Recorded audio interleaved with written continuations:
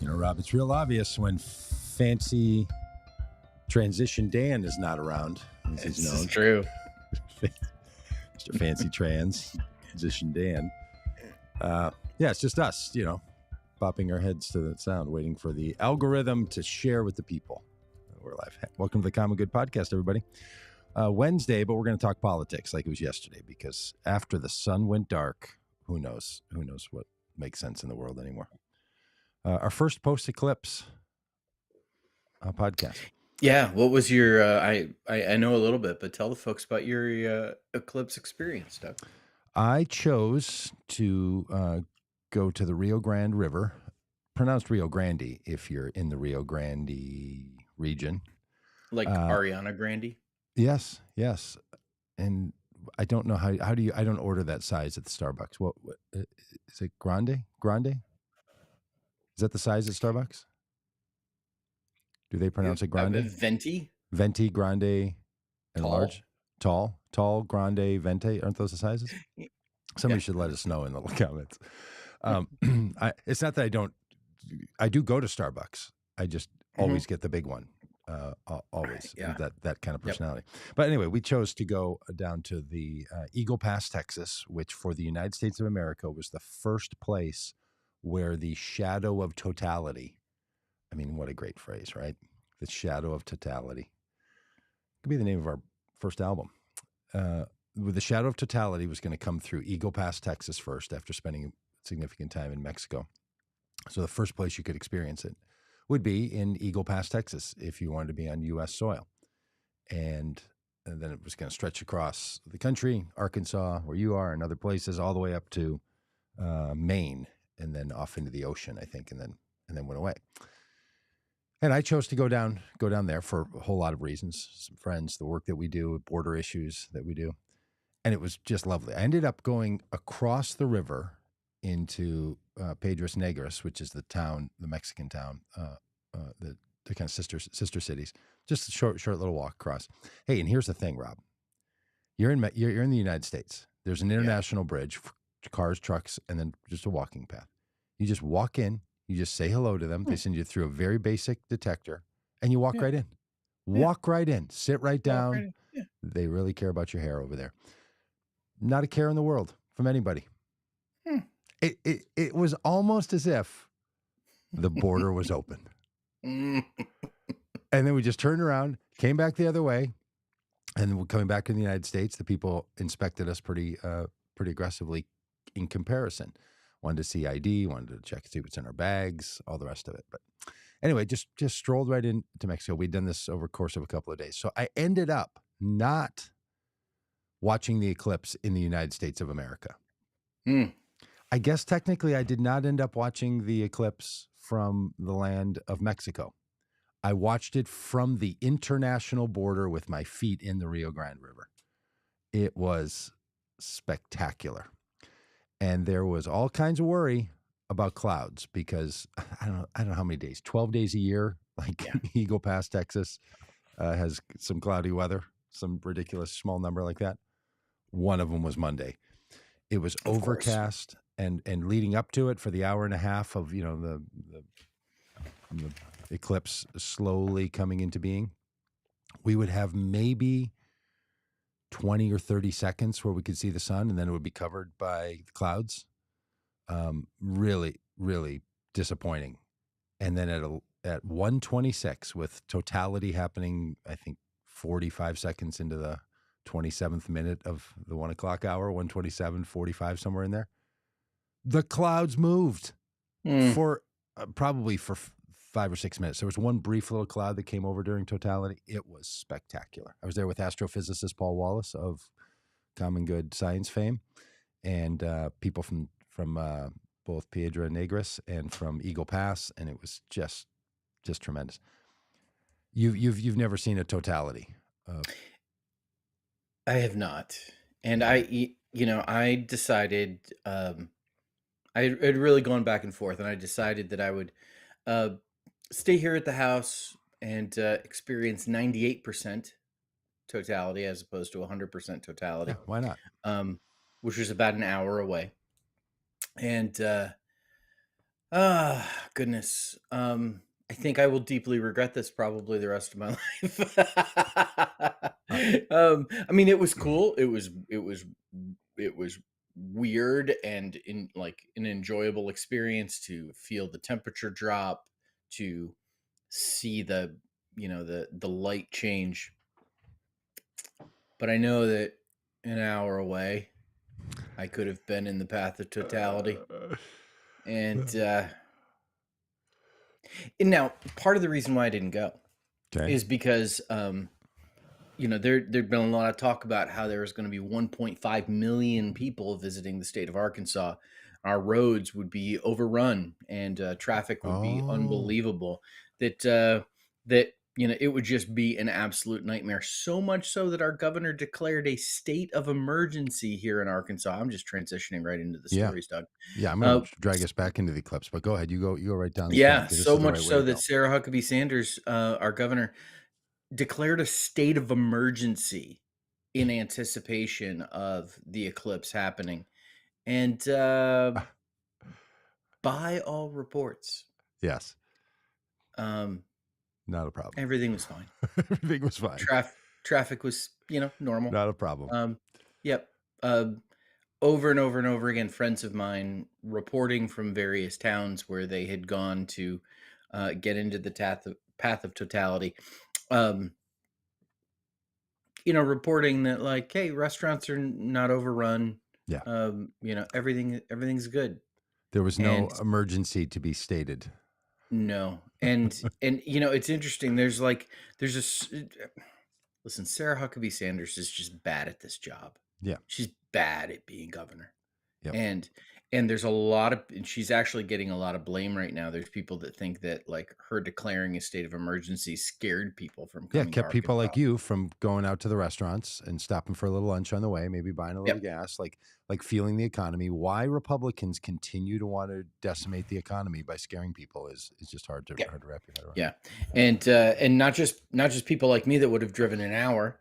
Um Yeah, but I mean, it was a factor when I was talking with Vanessa about like, hey, should I go? She's like, oh, traffic's going to be terrible. There's going to be tons of people out there because that's what we had been told. Turned right. out it wasn't the case because Sarah Huckabee Sanders is just bad at this. Yeah, look, She's we've all bad. been bad at jobs. I did one of my first jobs was at Fuddruckers, a little restaurant. Oh, I was yeah, a, yeah. a Did you cook. eat the kangaroo? I don't know if Did they that's have an a expression or if they actually no? had kangaroo on the menu, but Didn't they no, have kangaroo burgers at Fuddruckers? I did not that we ever saw here in the in Oh, the in Golden I thought Valley, that was Minnesota. There was I no thought that was a thing. we weren't eating kangaroo. Tell your Uh, story. I'm going to the Google machine. are you sure you haven't conflated somehow Outback Steakhouse with Fuddruckers and ended up with a kangaroo Aussie? I don't know what's going on. Look, Sarah Huckabee Sanders, is having a tough run. It's a tough job. Doesn't fit her. I wasn't qualified for my job at Fuddruckers. I've done some other jobs that I barely squeezed by getting them done. Even just basically showing up and getting the job done. And so, I quit those jobs though. I quit at Mhm. Fuddruckers, and Yeah. I did learn a lesson about people quitting jobs. One of the guys I was working with was fired by the boss at the start of his shift, and then the boss asked him to finish his shift. Yeah. Oh, just the worst. He put his hairnet under a person's hamburger on the bun on the way out. I was standing right there when the guy came back with this terrified look on his face, a bitten into hamburger and a hairnet. And I was like, "Oh yeah, no, Because he had been fired? yeah." And then I he'd been mean, fired, and then they let him mm, work for 4 hours just uh, doing things to people's food because he was out of his mind. Yeah, yeah. So I did learn yeah, that lesson. So that was yeah. worth it. But I wasn't good at the job, and Sarah Huckabee Sanders probably isn't good at her job. Nope. And She's not. and her bosses are going to have a chance to make that determination in a big board meeting called a vote. Mhm.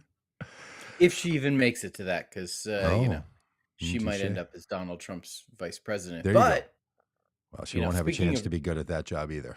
yeah, speaking of running mates, here, look at me making another transition. Speaking of running mates, we're going to get another vice presidential candidate today. We Going got out west. Nicole Shanahan a week or so ago, who is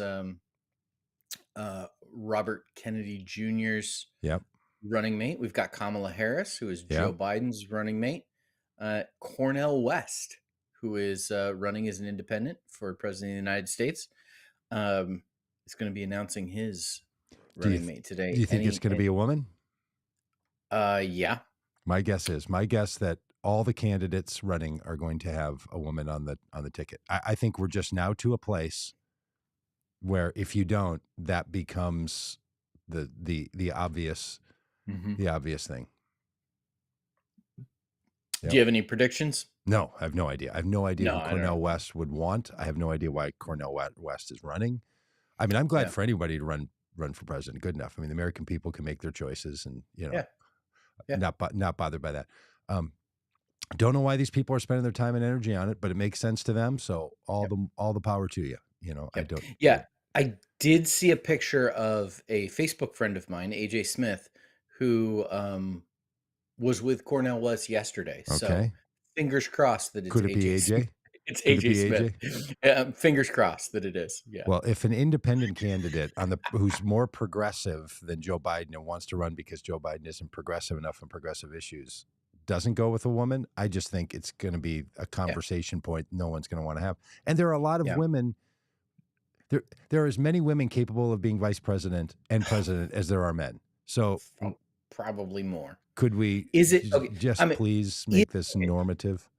is the question here is not, is it going to be a woman? Is it going to be, is it going to be someone we've heard of? Oh, yeah. Yeah, and who gets included in the we that we've heard of him? Because somebody will have heard You of and this person, me. but you and You I. and me. I mean, I had never heard of Nicole Shanahan before she was rumored to Yeah. be RFK Jr.'s running I mate. had never heard of RFK Jr. though before it was rumored that RFK Jr. was going to run for president. So I didn't know. Yeah, but he's got a name that kind of sounds familiar. I had heard of Kamala Harris. I had not heard of Sarah Palin before she was named as No. John McCain's running mate. Uh, my guess is this is not going to be someone we know. Yeah. I bet And that's so right. I bet that's right. I bet we'll have to Google the person and find out what yeah. what they've done. Well, look, if people are talking about the presidency and it's about something other than how horrible Donald Trump is, I guess that could be good for just the spirit of America. Hey, can I get back to this eclipse? I just want to finish off one thing and transition into it. I mean, I don't want to Come rub on, it in. I seamlessly went into two news stories. You did. It was great. It was well done. It was well back. Now I'm going to circle back and drill down as they do in the business world. The governor of Texas has put a target on the back of Eagle Pass, Texas, a small little border town. Has taken over their park. Has put the National Guard from not only Texas but from Florida and from South Dakota and from other places in place. Has lined the banks of Eagle Pass, Texas with shipping containers, railroad shipping containers, wrapped it all in razor wire.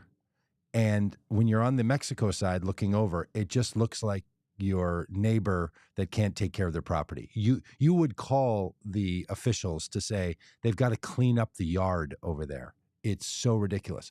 And they shut down the park. So no parties in Eagle Pass, Texas, no celebrations over on the Mexico side. Party started at 6, went till 2 a.m. Next day, it was one of the most fun nights of my life the night before the eclipse. So fun. And the contrast, Eagle Pass, Texas, was supposed to be the center of the eclipse in the United States. They had planned a music festival that they were anticipating 30,000 people to attend the music festival in the park on the river. Governor Abbott shut it all down. They sold 2,500 tickets. Eagle Pass, Texas had already outlaid all the money. The thing you were talking about was supposed to happen in Arkansas was also supposed to happen in Texas. Hardly a person there. I mean, we ran into a few, little handful, but no more than you would on any other random day. Yeah. It was just watching the choices of governors to damage their states is remarkable. Yeah. And these Republican governors with their overstretching power demands, taking over parks, telling the federal government what they should do, calling states of emergency because it's in the governor's authority. little power. They say they want smaller government, less interference, but they really love the power when they can roll it out. Yep. They just adore it. And Totally. so it was really super sad. But it didn't stop the fact that when the total eclipse happened, the totality, the difference, Yeah. I'm not rubbing it in, Rob. I just want to say I this know. happens to I me know. again. I know. The I difference will.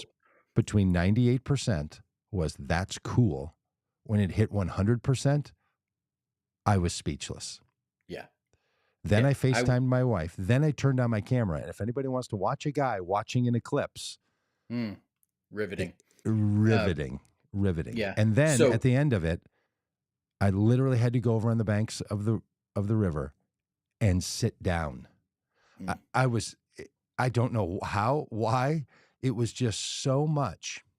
I wasn't teary, but I literally, truly had to go and sit down. Other people around too were just like, oh my gosh, what is going on right now? Like it was something in the human experience of seeing the sun just have a halo from the it was truly great. And yeah. maybe other people would have other experiences. And then my eyes Well, went back across the river and I thought, Greg Abbott can even literally mhm. screw up a lifetime astronomical event. Yeah. This guy Well, we're what, 21 years away from this happening again, something like that. in the US. Um, You could go a lot of yeah, places in yeah, the yeah, world to find for one if sure. you need to. Yeah, Yeah. yeah. The path of totality will once again, in 2045, go through Arkansas, and this time it will actually go right over my house. And I live in the path of totality for the 121 years from now. So fingers crossed that I'm still around and living here, and And can living there. Yeah. Yeah. you know And that you don't have to sit drive my an hour because no we already know. yeah I'm I kidding. you know Hey, you know what else it did? It totally changed for me the meaning of that number one hit song from 1984. Well, I was gonna ask you this question, that what was your go-to song for the eclipse, because mine might have been a little different. Uh, You go with Total Eclipse of the no, Heart? I didn't have one. There was no music being played. I stood in the river and wrote a song about the Rio Grande Mm, River, but that was it. But we all agreed, anyone that was around where we went to kind of a little more secluded place. Look, mhm. no music, none of that. Yeah, Like yeah. Yeah, yeah. this is Yeah. all Yeah. attention. So But when you we like didn't do yeah, any. but, okay, not during the eclipse, but did you have, like, a little, song in your head? Was it Total Eclipse of the Heart? It was not. No. No, No, I didn't. it I wasn't. really didn't. I didn't have one. It Mm, was nope. mm. But Mine was not Total Eclipse of the Heart, nor was it, anything by Pink Floyd like Kimberly had. Mine was, U2 song "Staring at the Sun," which I ah, yeah, which has the line, "I'm not the only one staring at the sun," which I thought was an appropriate line for nice, the eclipse. nice. Uh, yeah, it was magical. It Mhm. was magical. I mean, you still ask yourself, was it worth all the effort and all that? And Yeah, at this point, the answer is a resounding yeah. yes, yes, yes. And something I don't know, kind of shared national. Like, there's not a lot of things shared. Like, e- Yeah. even the guys. Vanessa and I were talking about that, like, this was one of those interesting experiences that was like a shared national experience. Yep. We've really, the more fractured our media has gotten, the more fractured our lives have gotten, we don't have nearly as many shared national experiences anymore. And it used to be when there were three television networks, you pretty much, everybody was watching, Yeah. basically the same thing. Yep. It's just not that way anymore, and I'm not lamenting that. It's just an Yep. observation. This was one of those experiences that, like everybody was in on, which was Yep. really cool. And you don't want your governor screwing it up. Oh, no. It was pretty good. Hey, you know where things are not going well for for a lot of people is that the fact that Arizona Yeah. Supreme Court yesterday made a determination that the state of Arizona can and should and will return to an 1864 Yeah. abortion ban. You catch yourself saying the date just because, like, 1864, like, 18. we're oh my goodness sakes. It was still a territory at the time, and they had a total ban on abortions in that territory. The Supreme Court said because of Roe versus Wade, going back to that, people running for Senate, former governor candidates like Kerry Lake, were all in favor of returning the 1864 standards when Roe versus Wade passed. Hmm. And then they watched the reality spread like a shadow of totality across the political system. And they were like, oh my goodness, people. So then yesterday, these same people who wanted Donald Trump to be elected so that Donald Trump would appoint people who would overturn Roe versus Wade. And when those people were appointed and when they did to overturn Roe versus Wade, they cheered the fact that they would return to the 1864 standards, are now saying it's a terrible decision by the Supreme Court. The legislature has to get into gear immediately and stop this from happening. Even Hmm. the most ardent backers of banning abortion are saying we can't do this. Now, not all of them. There are some who are still very glad about this. And they, this turnabout and run away from the very thing they called for is uh, good news. Yeah. Good news that the most draconian attempts to try to take us back in time, not supported by the most conservative Republicans running for office. Just unbelievable. Yeah. Uh, we're going to find out whether or not Republicans believe in their principles or whether they want power. Uh, Republicans have said over the years, they've said two things. They have said that abortion is a states' rights issue, and they have said that abortion is the murder of unborn children. Now, those two things could be true, but if you believe that abortion is the murder of unborn children, why would you ever leave it up to the states to decide? Why, if you believe that abortion is the murder of unborn children, why is that okay to happen in New York, but Mhm, Arkansas or Arizona or Mississippi or Florida could decide not to do it? mhm, mhm, They have put themselves in a position where, um, like it's logically, mhm, morally untenable, and that tension is playing out right now. So you've got Republicans who are, um, you know, saw the overturn of Roe v. Wade in the Dobbs decision as a great first step, which opens the door for them mhm, to mhm. then ban abortion nationally.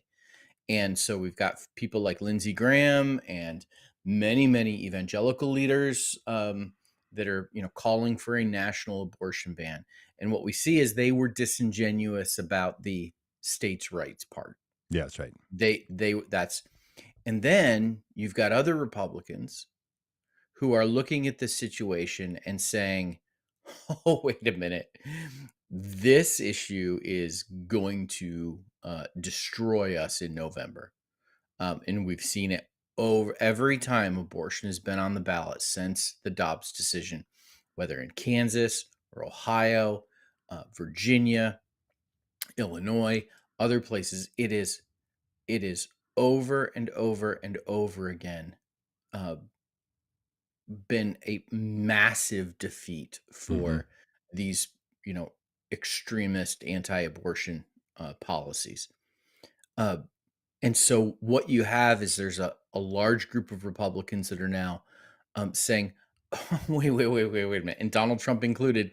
yeah, Wait, well, we need to leave this to the states. We need to leave this to the states. We need to leave this to the states because they know that any national push for an abortion ban is going to tarnish the Republican brand even further and make it more difficult for them to win elections. And so what we're finding with those Republican pro-life leaders is that they were disingenuous about the mm, the murder part of the argument. Now, when you leave it up to the states, you open the This door is yes. to the most radical decisions to be Yep. made, like You get this. in vitro fertilization needs to be outlawed Right. because all of those frozen embryos are human beings. Or this law that we have on the books from 1864 needs to Mhm. be uh, or a 10-year-old girl in Ohio needs to be Mhm. prosecuted. Like like this states' rights thing opens up Republicans even more to, and Yes. so then you've got people like Donald Trump and now Carrie Lake backing off because this is a horrible issue Yes. for Republicans. So it's I mean, we have to defeat this stuff. We have to win at the ballot box. And the more Republicans do this, they're really That's in a right. catch-22 because They if are. they leave it up to the states, they're gonna get these horrible, like, just totally extreme decisions, Yep, yep. and if they go for a national abortion ban, like, they just look like hypocrites, and that's a losing issue too. They nationalize a losing issue instead of keeping it, confined to Yeah, certain right. pockets in the country. They're really up a creek with this one.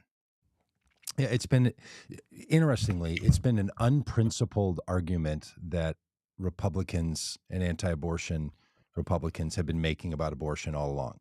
They sound very principled when they Mhm. say it, but when you actually get into the conversation with them as you're raising, the principles they're holding don't match, their behaviors don't match it. And it's been a desire they've had. They've just been convinced that abortion is bad and Roe versus Wade was wrongly decided. These two things just got glommed together. And now we're living in a world where they're seeing the ramifications of it. And I think the Squirrely Prepper lifestyle says in the chat, there was a particular senator in in Arizona that was like, "Hey, we are not going back to a time when we are locking up doctors and women like the 1864 ban demands from us." And the fact that these states have not taken seriously their trigger laws to go back to previous laws, it just shows this was never principled. They didn't really believe it was going to happen, or at least the thoughtful people in those groups didn't think it was going to happen. And it's going to be real damaging to people who live in Arizona. Like in addition to the political side of all of this, right? This isn't just like they called the wrong play and then, their team is going to lose. This These kinds of treatments of women and this kind of messaging that gets sent, it's really harmful. And it's really harmful to women in Arizona. And there's a lot of people really scared in Arizona right now, and they have a right to be. So this continues to reverberate, and this is why these elections matter so much. And I was just about to Yes. make a "but what about her emails" joke, but I'll somehow soften that by saying I was going to make that joke and then didn't, and then made a joke. But this is the kind of thing where people are like, it doesn't really matter about these other things. Everyone's all the same. Like, I'm just going to argue about this thing, or I couldn't vote for her, or just opinion about one particular topic. Honestly, and I know people don't incorporate a whole lot of other issues into their voting other than the ones that are sort of front and center for them. But anytime we can help people to just realize that the current spate of Republicans and Republicanism with the MAGA virus at the center of it is not intended to make things better in this country. It is intended to pull back on government power and to unleash a torrent of bad ideas upon the American people and the planet. And there is so much going on in this election. It, Rob, might be enough for someone to think it's the most important election of our lifetime. One of these is It's going to be. it's almost as if we're like, okay, it wasn't the last time. We're like doomsday prophets. Yeah, Okay, that's it right. didn't happen last This time, but this next time, is this could be the most important, or perhaps every election yeah. is Doug important. Doug, this isn't on the list of topics to talk about, but we got breaking news on Twitter right now, on Oh, X. they're There's shutting it video. down, and Elon Musk No, is no, going to no, no, no, no, apologize to no, the American no, people. Okay. Kevin McCarthy, former Speaker of the Oh, House, um, on some kind of, boring C-SPAN show, okay. um, being interviewed. Here's the quote, direct quote, "I'll give you the truth why I'm not speaker. It's because one person, a member of Congress, wanted me to stop an ethics complaint because he slept with a 17-year-old. Did he do Oh, it or not? I don't know." so Kevin McCarthy is like, "Hey, I've been day drinking since I got out, and I'm just gonna tell you the truth. You know why? Because I was trying to get the pedophile to have to fess up for his thing and his ethics complaint. That I'm not speaker because one person, a member of Congress, parenthetically Matt Gaetz, Matt Gates is who wanted it me is. to stop an ethics complaint because he slept with a 17-year-old. There it And then is. he says, "Did he do it or not? I don't know." Oh. I mean, this is what we've been chatting about and chattering about for Oh. 2 years, 2.5 years. Yeah. Is that's you? I think if someone were to go back through these, scrub through these with AI, our conversations, there was a point where I think you said exactly that. This is simply about Matt Gaetz trying to stop the ethics investigation against him and trying to send a message while he can. Any speaker who supports an investigation of my ethical misbehavior is going to suffer the same fate. That's Yeah. totally Yeah. totally It makes you wonder what ethics complaint has been filed against Marjorie Taylor yes. Greene. Yes. What she got up her old ethics Yeah. sleeve. What just a shocking statement from Kevin McCarthy. Wow. I Wow. mean I mean Saying like that phrase is overused now, saying the quiet part out yeah. loud. Like, this is something we all knew, Yep. but for But him to for just yes. outright say it, shocking. And So, to say it in the way that he is, this is the only reason. It wasn't yep, the other stuff at all. There's also stuff that Kevin McCarthy has said about like, look, yeah, Democrats are killing us because they have ideas and we don't. Like he's just saying all the things that others have said. And this is what yep. makes the man so pathetic. If we could just not, not beatify him here. Beatify him, is that a word? Not not say not make Uh, us a political saint out of him. yeah. He knew that this was the reason. Mhm. He waits a year later or something like that before he brings it up on a C-SPAN show, on a boring old Yeah, C-SPAN show. He could have stood right there. He could have stood right there and pointed at Matt Gaetz and said, yeah, Matt, I know why you're doing this, and I'm calling it out right now. that's Wouldn't right. do it. Yeah. He lets the It's country go through everything the country goes through, which was just terrible. It's the same thing with all of these, there's all these stories now about all of like no cabinet member from Donald Trump's administration supports him. Yeah. No, none of his former staff support his candidacy for president. What Why didn't you say something then? Yes. Like, why did you not walk out into the White House briefing room and start saying the guy in that office there is a threat to Yeah. democracy and the country? Yeah. And seeing like so, these Over and over and over. And I'm not oh saying Democrats are any better. Okay. So fair no, enough. no, no, Maybe no, no. Democrats, Yeah, yeah, are not going to stand up and burn it all down to tell the truth either. I don't know. We haven't been faced with that. yeah. Well, maybe with this Menendez thing in Pennsylvania, maybe New Senator Jersey. Menendez in thank you. That been a little quiet. I mean, Cory, who was it? Cory Booker, I think, was out on front of this, and then uh, uh, I think John Fetterman has. Fetterman, yeah, has been out, but pretty quiet, pretty Yeah. quiet overall. Like that guy Yep. is guilty over decades of this stuff, and not a Yep. word. But Yeah. also, he's not bringing down the Senate. He's not. He's not going after Schumer or something. The fact that McCarthy wouldn't bring this up and tell the truth then, and now feels so emboldened to tell it now. And also, he's trying to burnish himself a little bit. Like maybe I didn't mismanage Matt Gate. He should have. He could Yeah. have, should have dealt with this all a long time ago.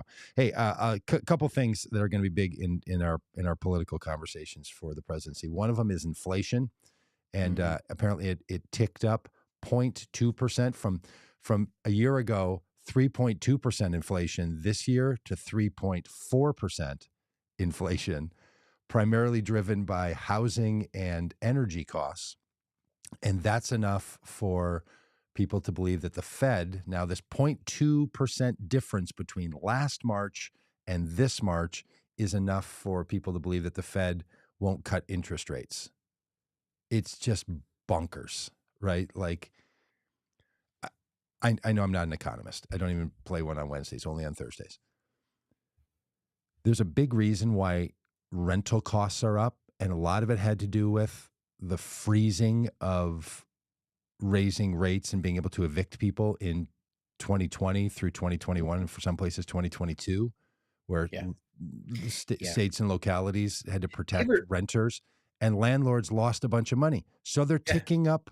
They're ticking up rental price. That's not because something's out of whack. That there's Yeah. just a balance going on here, and we Yeah. just cannot seem to figure out in this country how to let prices on some things move and not just freak out to a level that is, you know, Yeah. a Doug, you bit ever been overdone, I would say. You ever been cruising down the highway and all of a sudden you see like the brake lights on ahead of Hmm. you and you're like now you're stuck in like Yep. long traffic Yep. and you finally get up to the end of where like, where things are easing and you look around and there's no accident. Yeah. There's no cop pull there's nothing. Now, what happens in traffic is, um, when something happens, Hmm. Hmm. it causes everything to slow down, Yep. and then that the effect of that lasts. I think there's some kind of name for this, which I don't know what it is, but the effect of that lasts so that like a long time later, like even though everything's been cleared away that caused that, like the effect is still there, Mm. and that's what we have here. Like you're absolutely right. So I think there's two things. One is you're absolutely right on the cost of housing being the result of what happened during COVID. And then I think the other thing, and there's been stories lately that the Saudi Arabia and the OPEC nations have been on the side of Donald Trump through all of like Hmm. through everything and they're in controlling the price of barrels of gasoline Yep. of crude oil, drives up gasoline prices, which drives up the cost of the supply chain and shipping and cost of goods and all of it.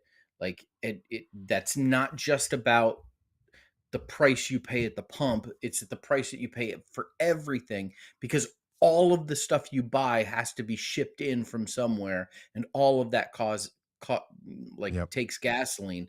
So like when oil prices are up, that causes the price of everything else to rise. Yes, it And can. Hmm. there's a lot of talk lately that the Saudis in particular, who seem to be on the side of Donald Trump and betting on his return to the White House, are doing everything they can to keep the cost of energy higher, and that's going to impact prices. 100% agree. A couple of comments. The Squirrely Prepper says that as a shopper, I find the price of such things as pasta to stay higher than normal. And then Alex has this great little retort that rents and costs of housing and homeowners and car insurance are outrageous. I'm not convinced most of it's justified. I think a lot of it has to do with greed. I Yeah. mentioned last Friday when we did this podcast that if you haven't yet, I like a podcast called Stuff You Should Know, Mhm. and they did one on greedflation last week, and they talk about grocery stores in particular and manufacturers of food products, and there is no debate in economics that of the three areas that economists look at what causes prices, there's the cost of the products, there's the cost of the labor, and then there's the profits that the businesses need to get. And these are the three big buckets. Only the profits side has gone up. In fact, labor costs during COVID and just after have gone down. And it's not all supply chain issues, which would give you the ingredients cost. Sometimes there's little tick ups there, but it was all in the side of profits. In fact, there's recordings of people for big food manufacturers, the General Mills types, ADM, these types, Yep. that saying, look, for a long time, we've needed a price increase at grocery stores. We haven't been able to get there because competition has been too high. This is our chance, COVID, to adjust up, and the country will normalize to this. So we're going to make this big leap. Just saying it to investors and to Mhm. their boards. This is what we're doing, and people are just going to accommodate to it. So some inflation just happens because of the forces, and some of it happens because people in certain industries are making overall adjustments. And frankly, on rents, I was a landlord for a long time. I grew up in apartment complexes. Shelley and I lived in apartment. I'm very familiar with apartment complex prices in a metropolitan area like where I live. They didn't go up for a long time. There was a long time where $750 to $1,100 would get you an apartment. And now that's, doubled or something. And it just sat for decades way too low, way, way, way too low. Now, I'm not saying it's good or bad. I'm just saying it didn't follow inflation. That's what I mean by it's way too low. People are making adjustments for all kinds of reasons. And inflation is not out of control. Greedflation is a real problem. The government has to figure it out. But all of this, And none of it is Joe Biden's fault. there we go. None of it. I mean, the thing that would be Joe Biden's fault is that more Americans have more money, more Americans have more jobs, more money is being invested from the federal treasury in things that matter in this country, infrastructure and all the rest of it. That's Joe Biden's fault, that more people are working, more roads are being fixed, and more investment is happening in this country. Yeah. Fully to And blame for that. He and is you know what else that Joe Biden lands should do? squarely on the Yeah. old boy's shoulders. Yeah. Yeah. And know what else? What? He should just get rid of student debt. Just You're student on loans should fire. just You are be on fire just today. wiped out. Your Just transition game is top notch. Uh, popping. Yeah. as Biden So, backs more student loan debt relief, the headline says the right eyes another court fight. You know what I love about Republicans in today's political scene? They love uh, themselves an unelected judge to be making oh decisions about yeah, policies. They're yeah, and just all an about the activist. unelected Yes, activist judges. yes, an activist judiciary that can Ye- strike down what they Yes. don't like. Yep. Uh, Yeah, so, Joe Biden's doing this for a couple of reasons. Number 1, because it's a good idea. Um, and number 2, because he made a promise that he would, eliminate, um, you know, yep. uh, I can't remember what the numbers were at this point, but a lot of student debt. Hmm. And one of the big criticisms of him has been that has um, that he hasn't exactly followed through with that. Now, he has tried at various points to do it incrementally. Hmm. There's a lot of folks who have wanted it just to be slashed and done with and let the big fight happen. He's taken a more incremental approach. This is another incremental step towards that.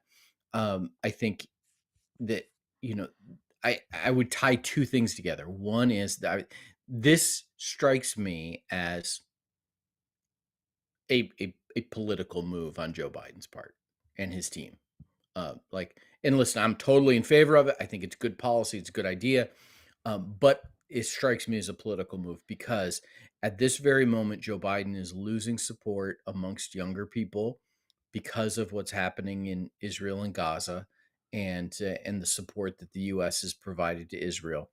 And I think what Joe Biden is trying to do, his campaign is trying to do, is trying to blunt the loss of that support by rolling out more student loan Mm, forgiveness as a way of enticing young people back mm, into his corner. And listen, yes, good.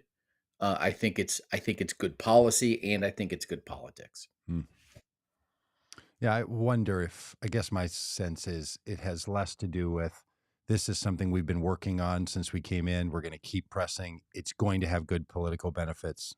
Like how much of it's the political benefits is the motivator or the cause or having to do with the timing, and how much of it is they've slated these calendar of responses to the fact that they weren't able to accomplish what they wanted to because the Supreme Court, turned them back on that. Then they had to Yeah. go back and figure it out again. And And look, this is the kind of thing in my view that's going to make someone feel better about the vote they're going to make for Joe Biden, or feel better about not voting for Joe Biden if they're on the other side. I don't think it's the kind of issue that makes someone say, "Okay, now I'm going to vote for the guy." It doesn't feel to me. It feels like it's all kind of in the supports, in the boosting people feeling good about it. There's I just a lot of issues that I think for people are like, I I think feel that's better, I true. feel worse. I think that could be the case. I think you're underestimating the dissatisfaction that younger people have with Joe Biden. Oh no, yeah, for sure. No, I look, I'm not at all under. Yes, I just don't think it's enough to make someone move. If they're like, I don't know, if the 4 million people who get relief from this Oh, all were so help me, I hope I'm on that list. or all were movable, it might actually make a difference. The numbers are actually pretty small. That the Yeah, number of overall, I mean, I know the numbers are big, and yeah, if you're one person impacted, that's one's a big number. But overall, these kinds of things are fractional. And honestly, there's a piece of me that's like, I'm glad we're figuring this out to relieve student debt. It's a big deal. But shouldn't we be figuring out why there's student debt in the first place? oh, And shouldn't we be sure. approaching some other issues rather than sliding in with the sandbags just in time to stop the Yes. stop the big storm? I don't know. It just it all it feels like the Yeah, kind of thing we just and they've been working on. I mean, Barack Obama was the one who pulled the federal back student loans back into the federal government because they had all been sort of distributed out to private banks and stuff, and he pulled it all back in. Like they've been working on this for a long time, yeah, but not really working on how we think about our economy and how we fund education overall. Like it feels like one of those things that the more you get into it, you're like, well, why do we have this problem in the first place? yes. Kind of thing. Well, as you mentioned, one of the big questions for Biden is Gaza, and this headline from today in Vanity Fair says, "In Wisconsin, Joe Biden can't escape the war in Gaza." No, look, it's a big deal. They've moved a lot. If you were to take where the United States government is and where this administration is on the support of Israel's violent attacks on Gaza, they've moved a long, long way. Not far enough for a lot of people, and probably will never go far enough for a lot of people. But Mhm. it's pretty clear that there's been big debate inside the decision Yep, makers, and these are indeed thorny issues. But if by November the U.S. government is not either in full hostility to the Israeli government or hasn't stopped this from happening, that's going to be a real problem for Biden, and should yeah, be, because this is yep, this is one of the things that we all sort of said. Oh, and a bonus what you get if you elect Biden is you don't have Trump anymore. You have a sane person. You have someone who has competency. And as it turns out, on international affairs, he's actually going to be ready for that one. You know, if you buy the big SUV, that one time when you decide to go on the bike trip for the family, you can put 5 bikes on the back on this one. The one time you need it, this is the time. He better pull it off, and he better do it before August. yes. I mean, I would have said back, a while ago, he better do it before April 9th, but Mm, that didn't happen. So, yep, totally. In complete agreement with you. well, then is that a good place to stop It's a the good place madness today? All right. to Hey, stop it. thanks. Thanks for all of you. Squirrely Prepper's dogs have popped up, so they've got to go. Yep. But Alex, Kimberly, Shelly B, Yeah, um, bits. Shelly B and I are buddies, and we're also shared fans of the Stuff You Should Know, and are going to go see them live. And she heard the call out. Shelly, nice to see you Nice. on here. Nice. That's fun. Joanne? Joanne Yabbits, all of you. Did we miss anybody? I Sorry don't for all think of so. you saying that they popped in earlier, and we're like, man, we're late. Well, partly because we've been very hit and miss over the last few Mm, weeks, and then we're doing politics on Wednesday and started at 9. I mean, again, just all um, over the place. we're we're Completely unreliable. we're doing our best. Yeah. And what do you do when your best just isn't good enough? That's the question. When people always just teachers or whatever be like, just do your best.